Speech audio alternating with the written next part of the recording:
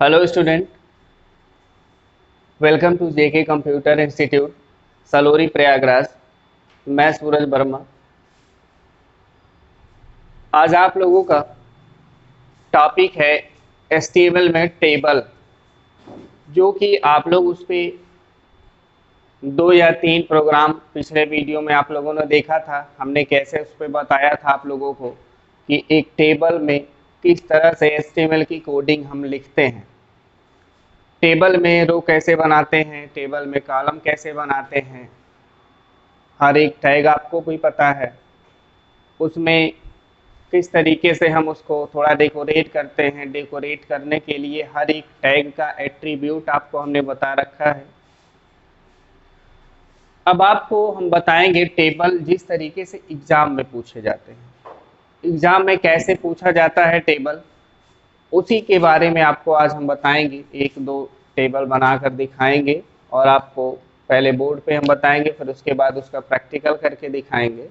तो जिसमें आप लोगों को हम पहले एक टेबल बना दें और उसी टेबल के आधार पर आप लोगों को हम सिखाएंगे कि एचटीएमएल में जो टेबल पूछा जाता है एग्जाम में, वो किस फॉर्मेट में पूछा जाता है और उसका आउटपुट कैसे बना हुआ होता है। तो आप लोगों को हम बताएं एचटीएमएल का जो टेबल आता है, जैसे मान लीजिए कुछ इस तरीके से। अभी हम पूरा एकदम ऐसे फुल बना रहे हैं। ये आपने देखा,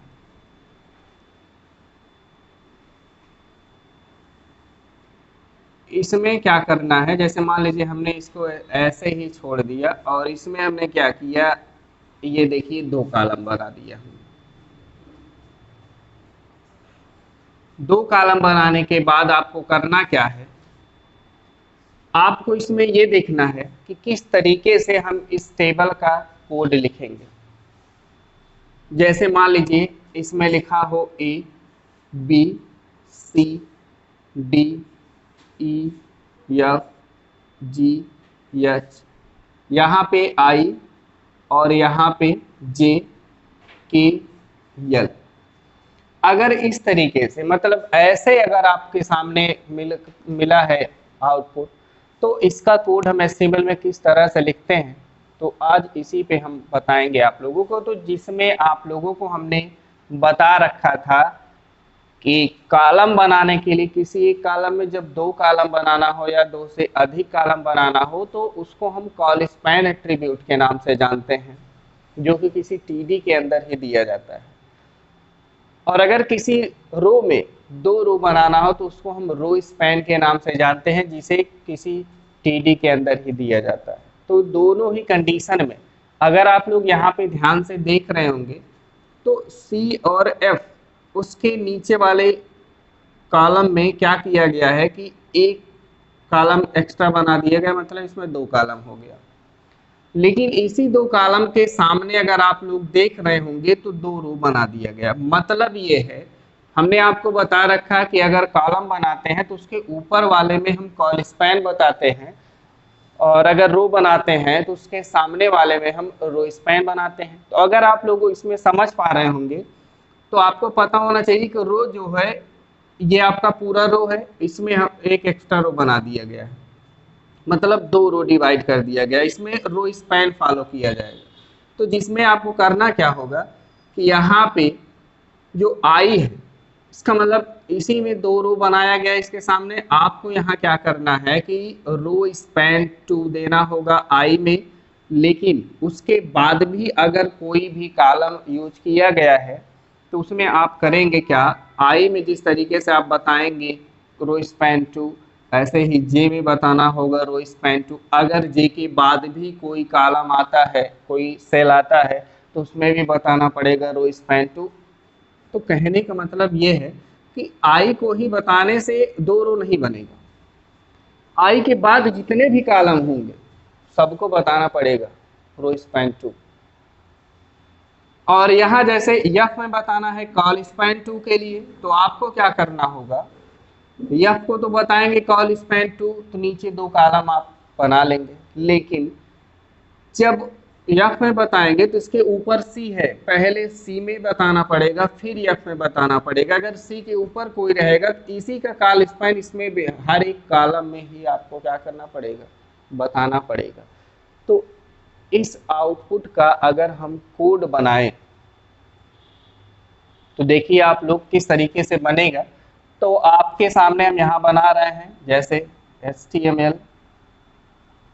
हम सीधे बॉडी से स्टार्ट करते हैं। बॉडी टैग स्टार्ट करेंगे जिसमें हम क्या बना रहे हैं, टेबल। तो थोड़ा सा इधर बनाएंगे, जैसे यहाँ पे HTML है,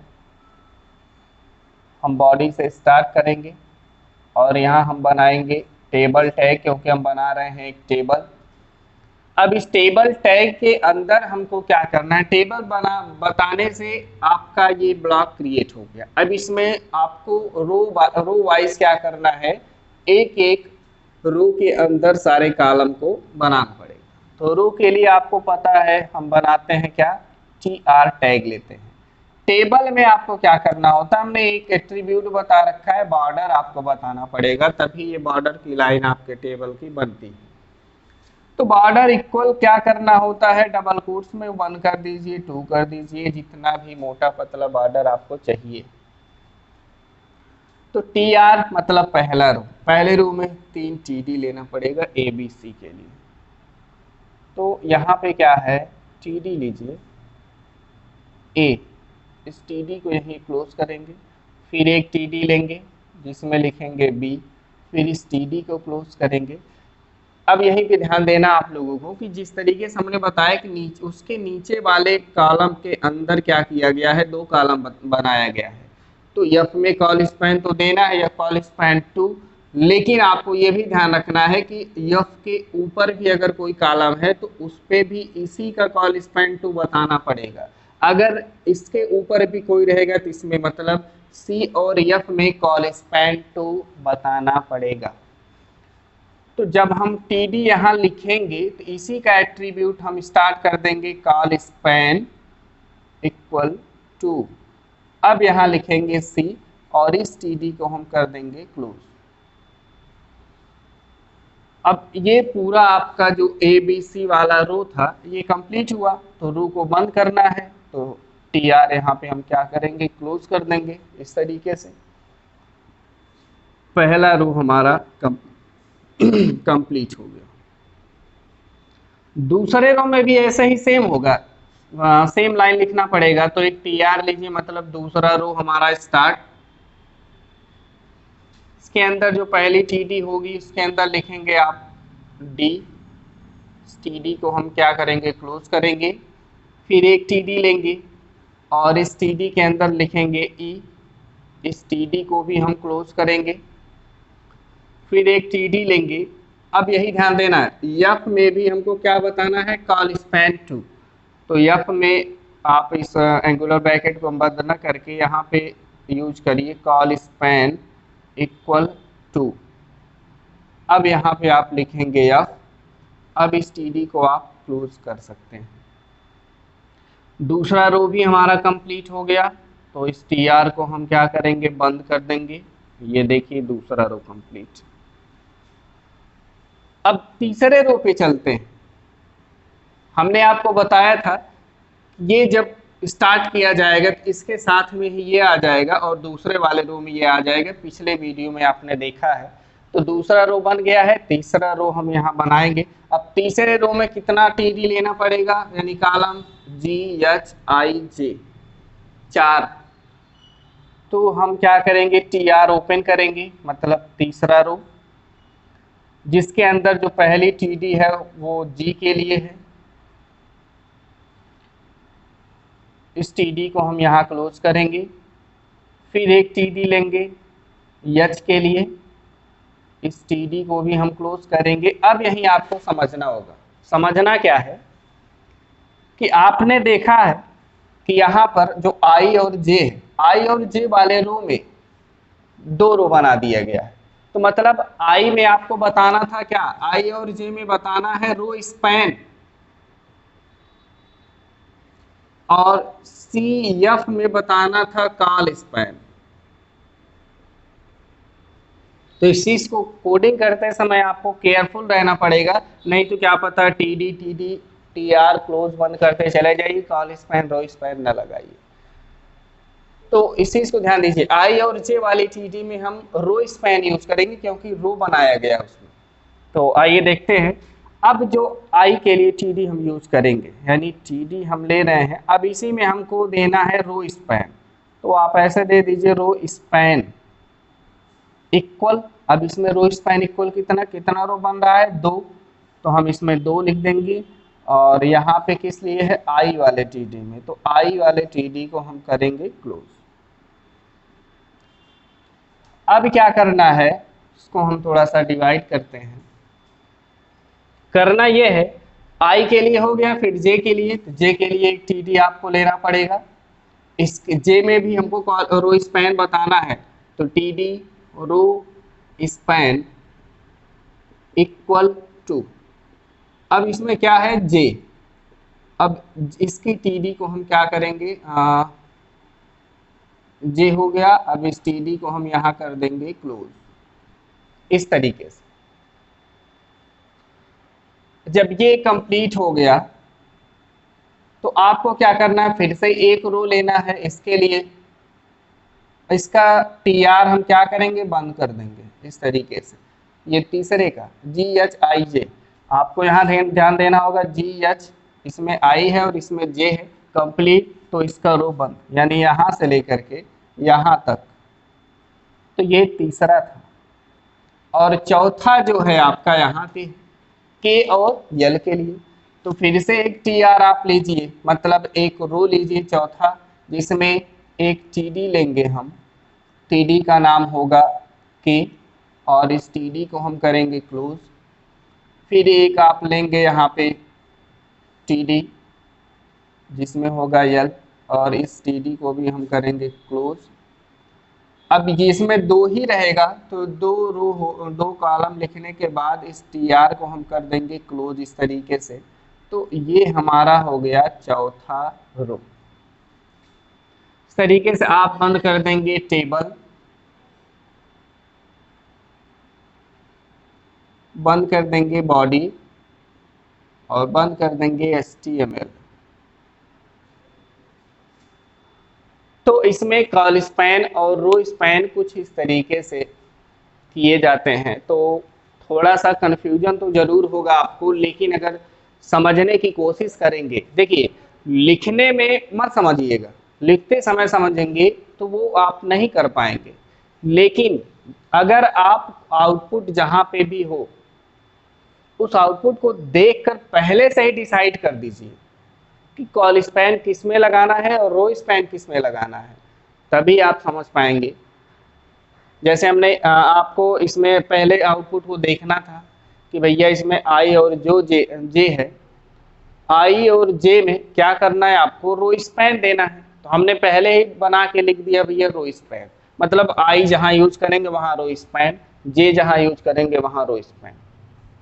तो ऐसे ही लिखने का तरीका आपको पहले भी बताया हमने, तो इस तरीके से आप इसमें देख सकते हैं। तो थोड़ा गर्मी लग रही है, तो इसमें आपने देखा सी और एफ में कॉल स्पैन देना है, क्योंकि इसके नीचे देखिए कॉलम बन रहा है, तो ऊपर वाले में ही बताया जाता है। तो रो में क्या होता है, सामने बताया जाता है। अब ये लाइन चाहे इधर हो चाहे इधर हो, तो आपके एग्जाम में कभी कभी आ जाता है, जैसे यहां से हम रो को हटा दें, केवल ए लिखें, मतलब इस तरीके से उल्टी सीधी खुरापातें एग्जाम में आएंगी। और आपको बस ये समझना है कि कॉल स्पैन किस में देना है और रो स्पैन किस में देना है। तो आई होप आप लोग समझ चुके होंगे। हम यही बताएंगे आपको कि कोडिंग करते समय आपको कुछ नहीं सोचना है, जो भी सोचना है, जो भी करना है, आप आउटपुट को देखकर उसी में ऐसे ही बना के लिख सकते हैं कि किस में कॉल स्पैन देना है, किस में रो स्पैन देना है। देखिए टेबल से अगर आता है तो कुछ इसी टाइप से आता है, और HTML से इंपॉर्टेंट टेबल होता है, टेबल से ही ज़्यादा क्वेश्चन पूछे जाते हैं। और एक होता है अगला टॉपिक जो हम बताएंगे, लिस्टिंग, सूची बनाना। इंडेक्सिंग करना। तो इस तरीके से आप लोग समझ गए हैं कि कॉल स्पैन कब देना है, रो स्पैन। इसका हम आप लोगों को अभी हम बना के दिखाएंगे सिस्टम पर भी, किस तरीके से इसका आउटपुट आपको दिखेगा, कैसे इस पे आप काम करेंगे। तो अगर एक प्रोग्राम और भी जानना चाहें इसी से रिलेटेड, इससे जुड़ा हुआ, तो उसको भी हम बता रहे हैं आपको। तो आप लोग इस कोड को लिख लीजिएगा, आउटपुट सबसे पहले ध्यान से देखिएगा, तब कोड को लिखिएगा। हम बार बार यही बताएंगे आपको। तो इसमें क्या करना है, हम इस कोड को मिटा रहे हैं और एक दूसरा आउटपुट बता रहे हैं, और उस आउटपुट का कोड हम नहीं बताएंगे। उस आउटपुट का जो कोड होगा वो आप लोगों को लिखना होगा। हाँ, लेकिन कहाँ कॉल स्पैन देना है, कहाँ रो स्पैन देना है, ये आपको हम सिखाएंगे। तो इसको हम पहले इरेज कर दें, उसके बाद आपको एक दूसरा आउटपुट बताएंगे।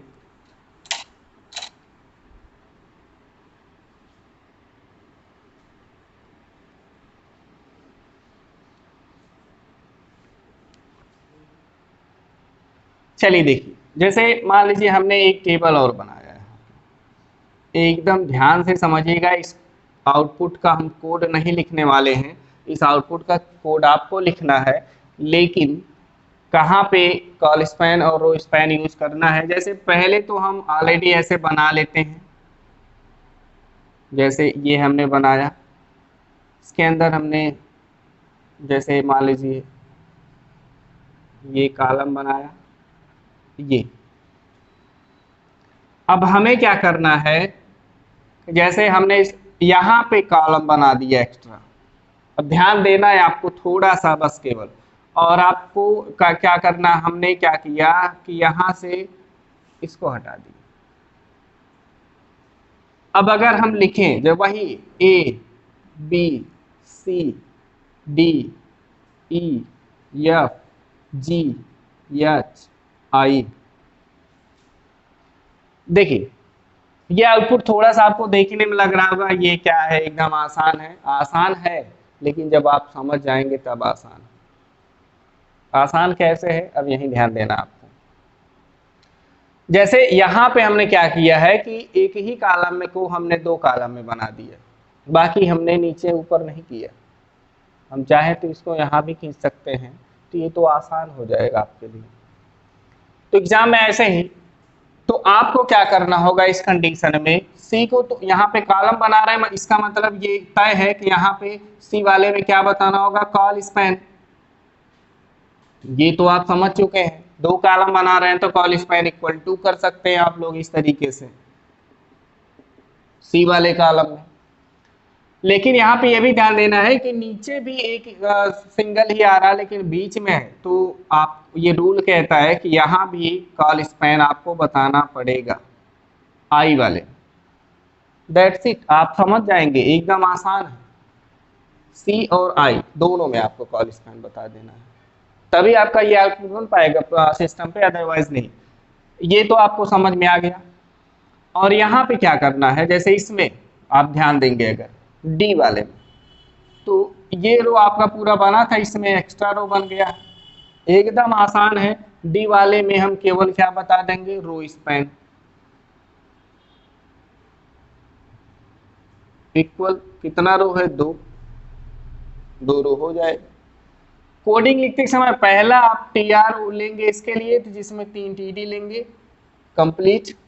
दूसरा रो आपका जब स्टार्ट होगा तो ये यहाँ से डी वाले से स्टार्ट होगा, आपको हमने इसका पहले भी बता रखा है, ये दूसरा रो हो जाएगा। तीसरा रो मतलब तीसरा टीआर एच और आई एक साथ हो जाएंगे, ये तीसरा रो हो जाएगा। मतलब पहला दूसरा तीसरा एच आई से। तो डी में रो स्पैन 2 देना होगा, सी में कॉल स्पैन 2 और आई में कॉल स्पैन 2। इसी कॉल स्पैन के लिए आपको दोनों में बताना पड़ेगा। तो आई होप आप लोग समझ चुके होंगे कॉल स्पैन और रो स्पैन हम कैसे देते हैं। ये तो है हमारा एक। अब इस आउटपुट को आप लोग बनाइएगा और उसका कोड भी लिखिएगा। मान लीजिए 1-2 महीने में जब भी क्लास ओपन होगा एग्जाम के पहले, तो इस आउटपुट का कोड हम आप लोगों के कॉपी पे देखना चाहेंगे। तो अच्छे से समझ के, सिस्टम हो जिनके पास तो सिस्टम पे बना के भी देख सकते हैं, लेकिन सबसे पहले हम बता रहे हैं आपको कि एग्ज़ाम में जब HTML से क्वेश्चन आते हैं तो उसके लिए आपको सिस्टम नहीं मिलता है कि सिस्टम पे करना है, कॉपी में ही कोड को लिखना होता है, मतलब जैसे हमने अभी लिखा था। तो क्या करना है आपको, इसमें इसका आउटपुट आपको बना करके कोड खुद लिखना है। इसका हमने आउटपुट बना के कोड लिखा हुआ है। इस तरीके से HTML के टेबल में और भी अलग अलग प्रकार से कॉम्प्लेक्स टेबल दिए जाते हैं, तो इतना ज़्यादा कॉम्प्लेक्स भी नहीं रहेगा, बस थोड़ा सा समझने का फिर होता है, आप समझ जाएंगे। तो इसी टेबल में कुछ एट्रीब्यूट और भी होते हैं जो टेबल के एट्रीब्यूट होते हैं। टेबल के एट्रीब्यूट का मतलब क्या है, अभी हम आपको बता रहे हैं।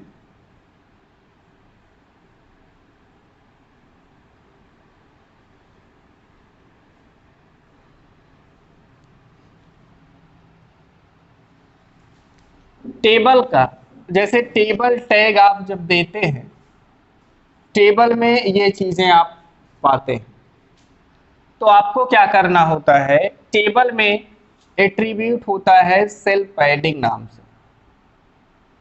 स्पेलिंग मिस्टेक नहीं होनी चाहिए, अगर स्पेलिंग मिस्टेक करेंगे तो गलती आपकी होगी। स्पेलिंग ध्यान से देखिएगा, CELLPADDING, cell padding. Cell padding आपका ये टेबल का एट्रीब्यूट होता है, ये आपका टैग है और ये आपका एट्रीब्यूट है। एट्रीब्यूट मतलब टेबल की विशेषता है, ये है सेल पैडिंग। और एक होता है सेल स्पेसिंग।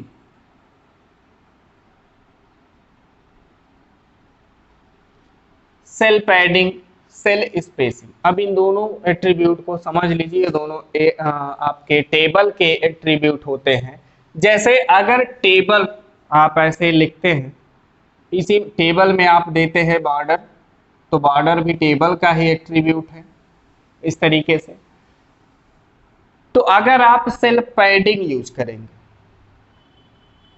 आउटपुट आपका ऐसे बन रहा है। सेल पैडिंग अगर आप यूज करेंगे, जैसे इस तरीके से आप लगाते हैं टेबल, टेबल में आपको अगर बॉर्डर चाहिए होता है तो बॉर्डर इक्वल 1।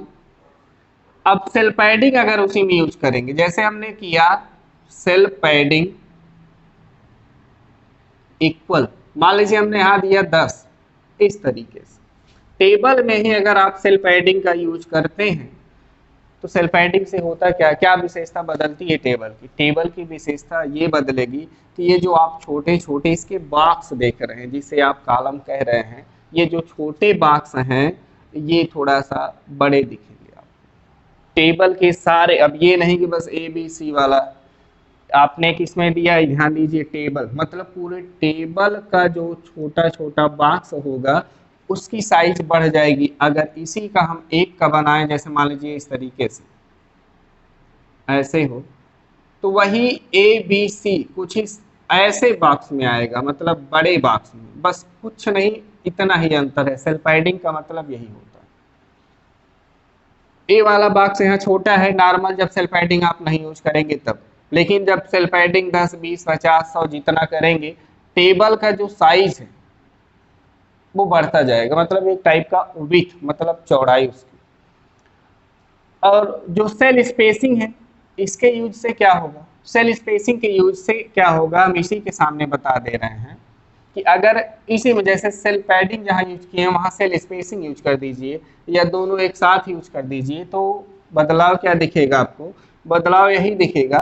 सेल स्पेसिंग मतलब ये एक अलग सेल है, ये एक अलग सेल है, दोनों सेल के बीच में स्पेस आ जाएगा। कैसे, यहाँ पे देखेंगे इस तरीके से। जैसे ये मान लीजिए हमारा ए वाला सेल, ये ए वाला सेल है, हम इसी का बना रहे हैं, बस एक आपको समझाने के लिए अलग बना रहे हैं। और बी वाला सेल जो अभी इसी में सटा हुआ दिख रहा है, इसकी स्पेसिंग इस तरीके से यहाँ पे ये बी हो जाएगा, इस तरीके। मतलब ये जो भाग आप देख रहे हैं खाली भाग, यही होता है सेल स्पेसिंग। जितना देंगे सेल स्पेसिंग 10, 20, 50, उतना सेल की दूरी बढ़ती जाएगी एक दूसरे से। तो ये है सेल स्पेसिंग और सेल पैडिंग। तो आई होप आप लोगों को समझ में आ गया होगा। अब हम आप लोगों को इसका आउटपुट बना के सिस्टम पे दिखा रहे हैं, तो देखते हैं कैसे बनता है आउटपुट।